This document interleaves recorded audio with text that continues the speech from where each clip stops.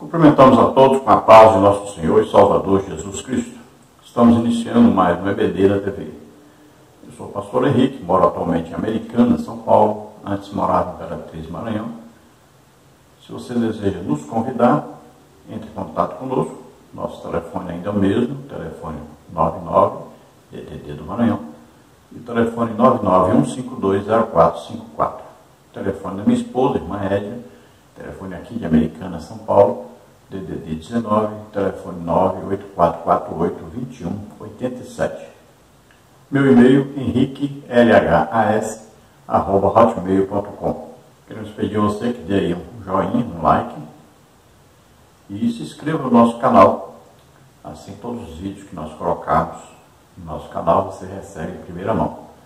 Também divulgue, passe o link desse vídeo para alguém, passe no grupo, para que outras pessoas também possam assistir. Então todos nós estaremos aprendendo juntamente a palavra de Deus. Se você deseja nos ajudar, eu já vou completar 6 anos desempregado, então você envie qualquer quantia por uma dessas contas. Aí você vê a conta da Caixa Econômica, você vê a conta do Bradesco e aqui Banco Brasil. Banco Brasil é o nome da minha esposa, Edna Maria Cruz Silva. Você vê o nosso Pix, 331-957-81620, que é o meu CPF também, essa conta de Bradesco de Imperatriz, Maranhão.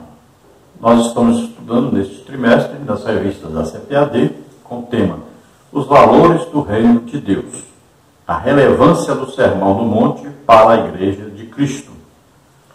E nós temos como comentarista desse trimestre o pastor Osiel Gomes, que é pastor presidente em Tirirical, São Luís, Maranhão. Hoje estaremos estudando a lição de número 5, que tem por título O Casamento é para Sempre. Então este é o assunto desta lição. Esse sempre aí, não vá pensar que é eternamente, né? Que após a morte, então não existe mais parte sexual, nem esse casamento está valendo mais, né? Jesus disse bem claro, até que a morte o separe. Então, a partir daí acabou o casamento. E Paulo diz que o marido está unido à sua esposa, então, até que um dos dois venha então a falecer. Então, a morte é o final do casamento. Então, o casamento é a união sempre entre uma mulher e um homem.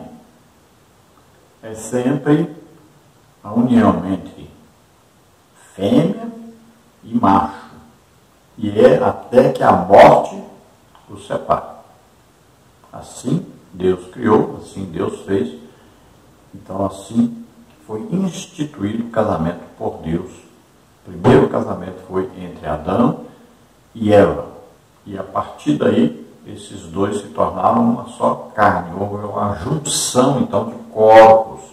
Então, existe aí o ato sexual que Deus criou, não esse que inventaram por aí, mas o que Deus criou, que é santo diante de Deus e é o correto. Fora disso, é pecado.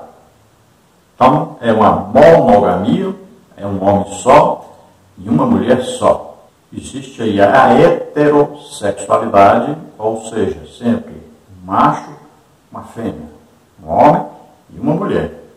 É a união entre dois sexos diferentes. E é indissolúvel, ou seja, até que a morte os separe. Vamos ver aí os tópicos e os subtópicos da nossa lição. No tópico 1, a condenação do adultério. Subtópico 1, definição de adultério. Subtópico 2, a posição de Jesus quanto ao adultério. Subtópico 3, os males do adultério. No tópico 2 temos o que rege o coração, regerá o corpo. Subtópico 1, o que procede do coração. Subtópico 2, o homem é o que pensa. Subtópico 3, sujeitando o corpo ao Espírito Santo. Tópico 3, a indissolubilidade do casamento.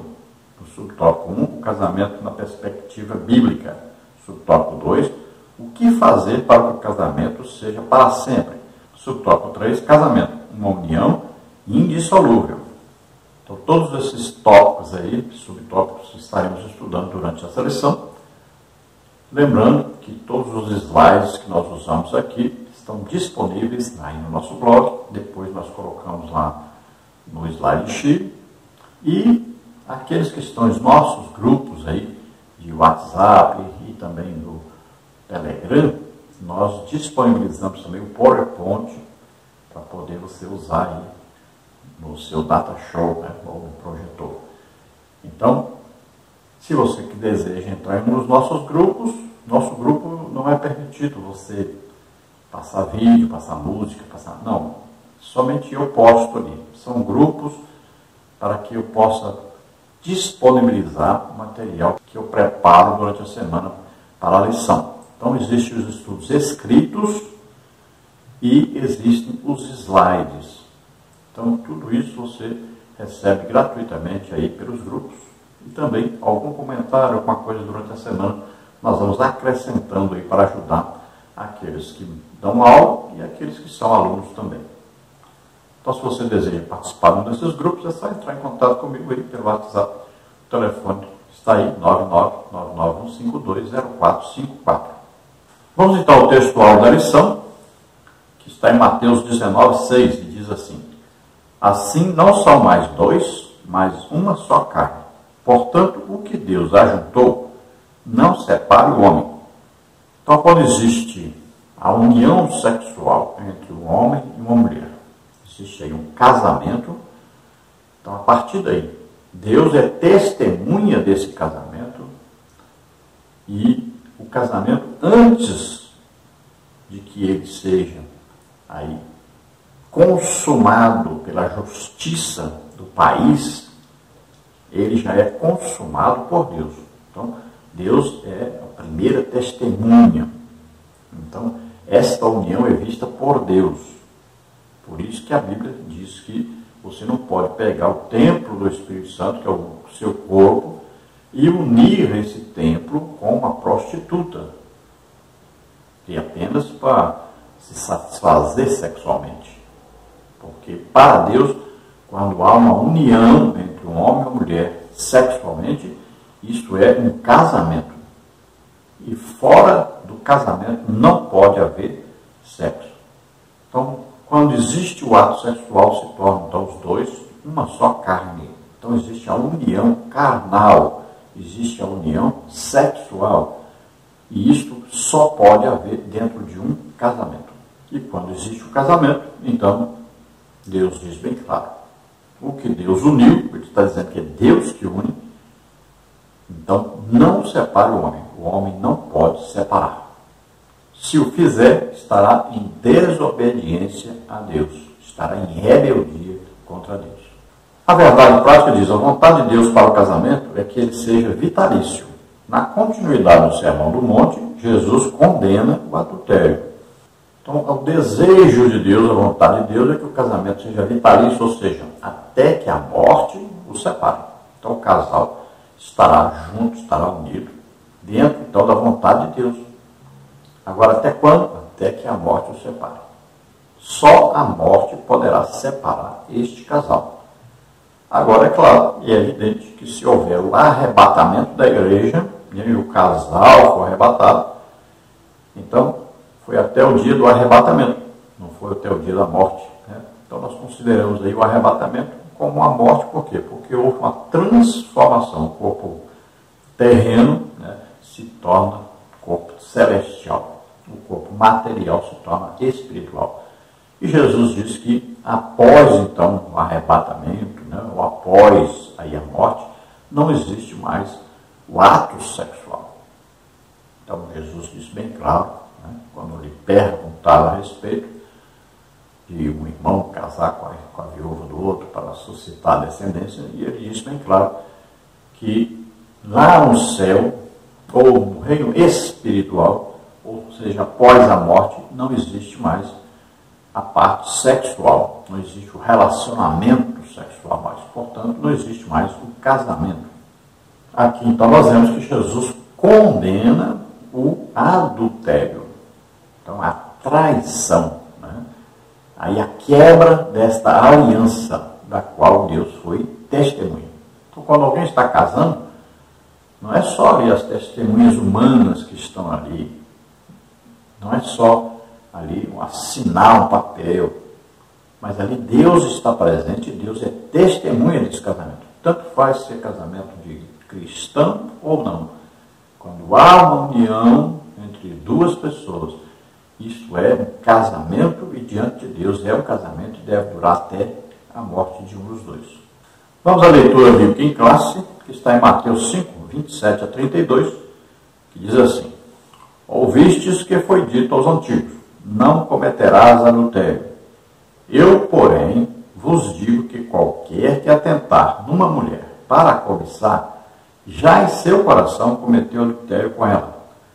Portanto, se o teu olho direito te escandalizar, arranca-o e atira-o para longe de ti, pois te é melhor que se perca um dos teus membros do que todo o teu corpo seja lançado no inferno.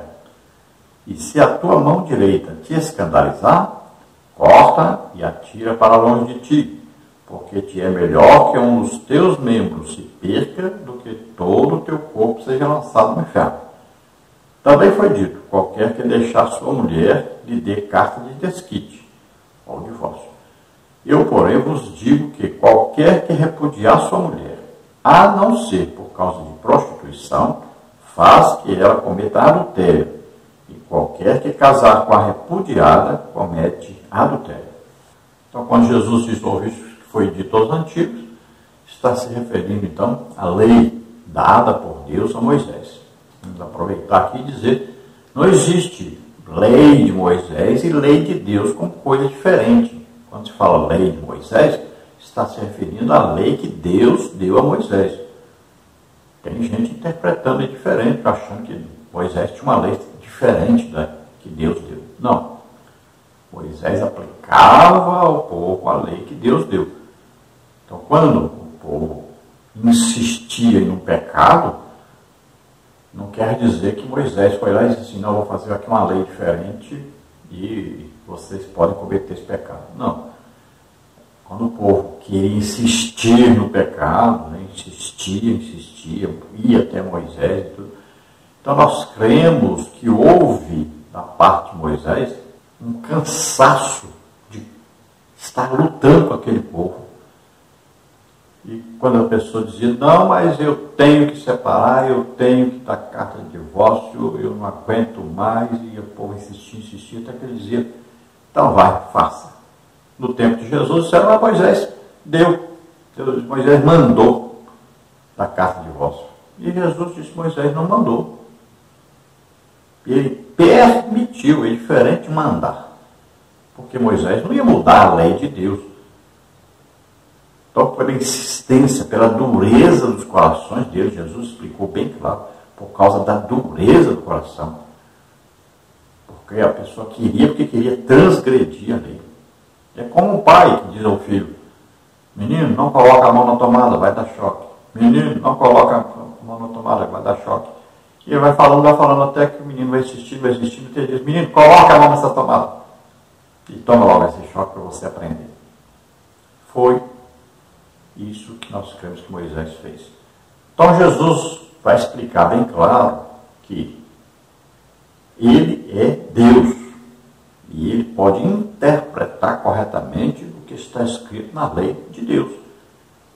Então ele está dizendo bem claro, olha, não é só o ato em si, o ato físico do adultério que é pecado, mas já o desejar já é pecado.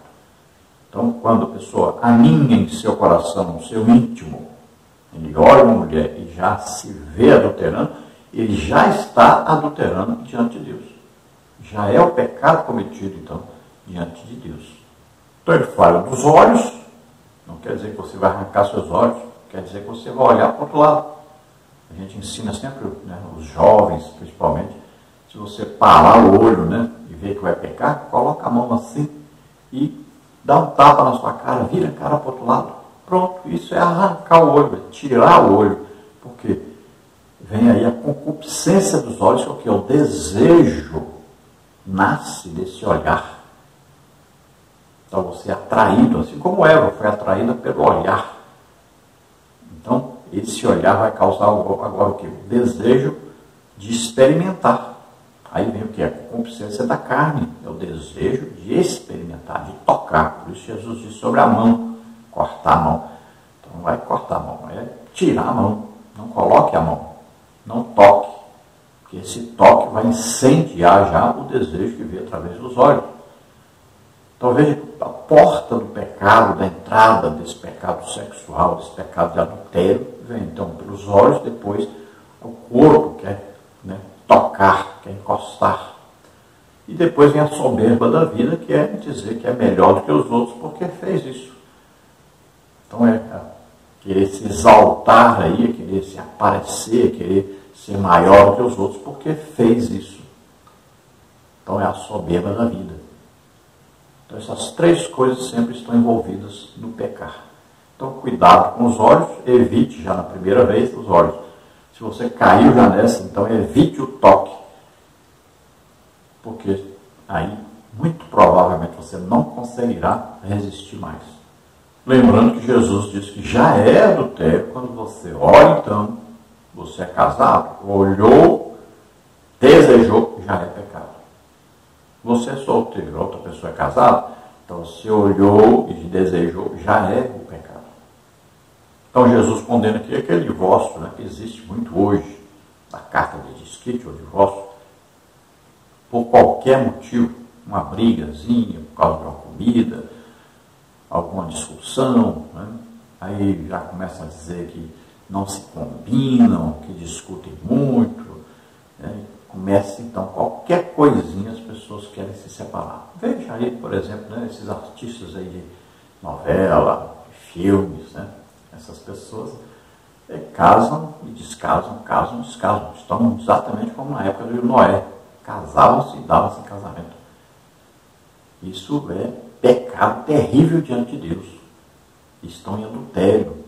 Estão em pecado terrível mesmo. E Deus diz que Ele odeia o divórcio. Todo casamento tem os seus dias bons e tem o dia mau. Nesse dia mau deve haver paciência, perdão. Aí o crente tem que ter aí o equilíbrio, aí se conter, porque são duas pessoas diferentes e todas duas têm direito de pensar diferente. Existe uma conjunção, uma união carnal, ou seja, do corpo, sexualmente. Mas não quer dizer que os dois vão concordar em tudo, que vão pensar a mesma coisa. Mesmo porque, se pensassem a mesma coisa, não conseguiriam conviver juntos. Então, Jesus vai explicar e ele vai dizer que só existe uma possibilidade de haver esse divórcio. No meu entender, Jesus está falando sobre o dia que o homem se casasse com a mulher, e ele descobrisse que essa mulher não era mais virgem, então ele dava carta de divórcio para ela, se separava dela. Por quê? Porque ela poderia ser até apedrejada, mas ele não queria isso, ele amava essa mulher. O que ele fazia? Ele lhe dava carta de divórcio e ela poderia contrair novo casamento com outra pessoa. Agora, se essa outra pessoa que ela se casasse também, vendo que ela não era mais virgem e quisesse se separar e dar carta de divórcio, poderia fazê-lo. Nós vamos ver o caso da mulher samaritana que teve 5 maridos. Veja só. Então, por que será que ela teve 5 maridos? Então, porque, muito provavelmente, o que aconteceu com ela foi isso. O primeiro descobriu, então, no primeiro dia que ela não era mais virgem e deu carta de divórcio. Depois, o segundo, mesma coisa. O terceiro, mesma coisa. O quarto, mesma coisa. O quinto, mesma coisa. Então, o sexto, muito provavelmente, ela agora consertou. Disse antes que não era mais virgem e o homem que estava com ela não era marido dela, não havia que se casado com ela. Daí nós podemos entender melhor a situação daquela mulher. Então, Jesus está explicando bem claro. Se a mulher é casada e ela, então, adulterar, aquele que casar com ela também se torna adúltero. Então, os dois são adúlteros diante de Deus. O homem que traía sua esposa e ele se casar de novo, ele mesmo sendo condenado por adultério, e a pessoa que se casar com ele também está condenada por adultério. Vamos à introdução da lição, que diz: no Sermão do Monte, em que Jesus evidencia a justiça e o caráter do discípulo, acima da postura dos escribas e fariseus, a preservação do casamento foi muito bem destacada. Ao evocar o 7º mandamento, não adulterarás, como está em Êxodo 20:14, a intenção do mestre é colocar o casamento no seu devido lugar, como foi designado pelo próprio Deus, em Gênesis 2:24.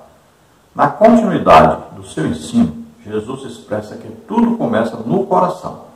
Assim cai por terra as teorias quanto ao divórcio, as evasivas criadas por aqueles que pensam em se separar de seu cônjuge, visto que os que realmente são dominados pelos valores ensinados por Cristo procuram em tudo a preservação da pureza da vida conjugal, como está em Hebreus 13:4, e do verdadeiro lar cristão.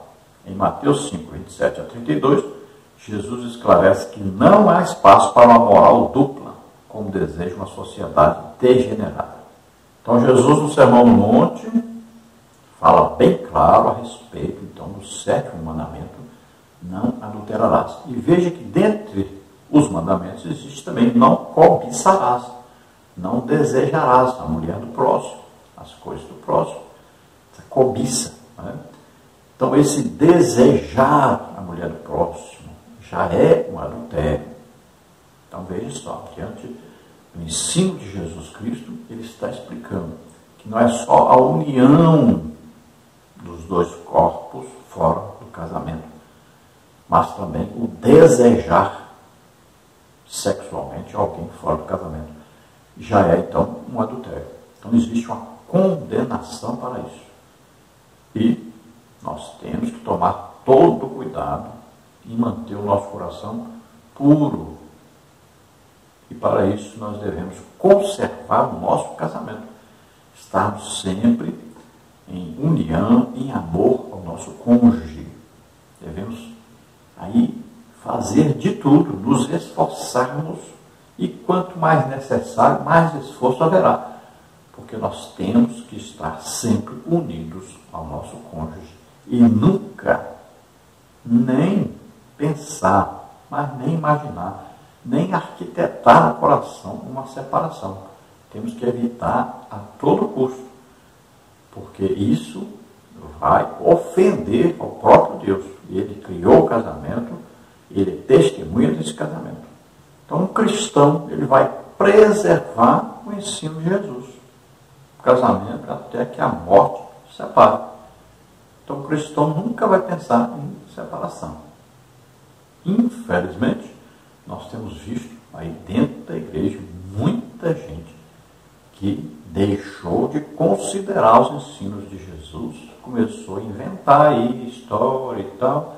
Muitas vezes a pessoa adultera, já no seu coração já existe o adultério. O que ele faz? Se separa da esposa, muitas vezes fica esperando a esposa se casar de novo, cometer aí um ato sexual com outro homem, para depois dizer: não, eu fui traído, aí eu casei de novo. Veja só, você obrigou a sua esposa a ter um ato sexual com outra pessoa, porque você se separou dela, mas você já estava com pecado no coração diante de Deus, você já tinha adulterado.